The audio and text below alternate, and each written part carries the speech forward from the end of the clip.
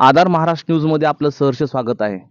यशोगाथा या क्षेत्राखाली आपण आज नवनवीन उद्योजकांना आपण भेटत असतो. आपण तसंच शेतीपूरक उद्योग करणारे शेतकरी आज श्रीरामपूर तालुक्यामधील शेतकरी ज्यांनी बरीच वर्षे झालं शेतीपूरक उद्योग करत असताना मच्छी पालनाचा व्यवसाय सुरुवात केलेली आहे. नेमका मच्छी पालनाचा व्यवसाय कसा करतात आणि काय यांचा परिचय आपण जाणून घेऊया. सर नमस्कार. नमस्कार. आपलं नाव? अब्दुल सय्यद, तालुका श्रीरामपूर.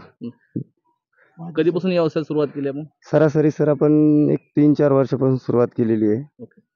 या व्यवसाय करण्याचा उद्देश म्हणजे आपण या व्यवसायात यावं असं का वाटलं आणि व्यवसाय कशी सुरुवात कशी झाली नेमकी?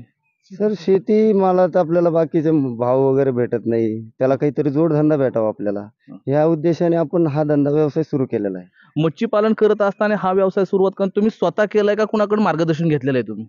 तर सर आधार उद्योग प्रशिक्षण केंद्र यांच्याकडे मी 2 दिवसाचे प्रशिक्षण घेतलं आणि त्यानंतर त्यांच्या मार्गदर्शनाखाली एक उद्योग सुरू केलेला आहे. काय प्रशिक्षणामध्ये तुम्ही सुरुवात करत असताना काय शिकवलं गेलं त्या ठिकाणी?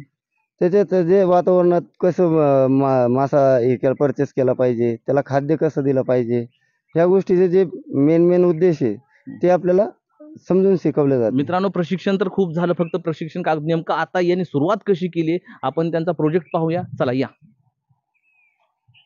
मी तुम्हाला आमचं मच्छी पालनाचं हे दाखवतो, प्लांट दाखवतो. आणि आपल्याकडे जे मच्छी प्लांट आहे त्याच्यामध्ये राहू, कतला, पंकज ह्या व्हरायटी आपल्याकडं अवेलेबल आहे. आणि ह्या आपल्याकडं अवेलेबल आपण श्रीरामपूर तालुक्यात पासून 4 किलोमीटर अंतरावर आपलं वडाळा महादेव गाव आहे. आपल्याकडं हे सेलला बी अवेलेबल असतात आणि आपण माझ्याकडे येऊन बी हे करू शकता, परचेस करू शकता. ज्या कोणाला पाहिजे असेल तर त्या समक्ष येऊन आणि परचेस करू शकता.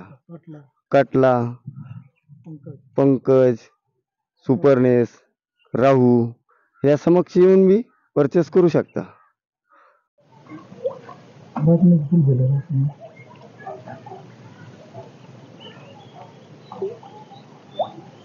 आपण सय्यद सरचा फिश पांड या ठिकाणी पाहिला आहे. फिश पांड नेमकं त्यांच्याकडे आज आपल्याकडे जी व्हरायटी आहे ती कितीची आहे, किती केजीची पण ते? सरासरी 700 ते 800 ग्रॅमची व्हरायटी आहे.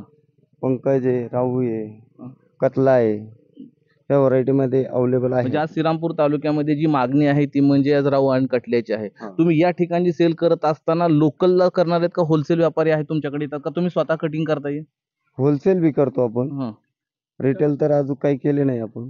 पण रिटेल बी करणार आहे थोड्या दिवसात. मित्रांनो, अब्दुल सरांचं असं म्हणणं आहे, ज्यांना होलसेल पाहिजे असेल त्यांनी होलसेलमध्ये पण खरेदी द्यायला तयार आहेत. ज्यांना लोकल पाहिजे असेल तर ते पण यांच्याकडून मिळणार आहे. तरी ज्यांना फिश फार्मिंग विषयी अधिक माहिती पाहिजे असेल किंवा त्यांना स्वतः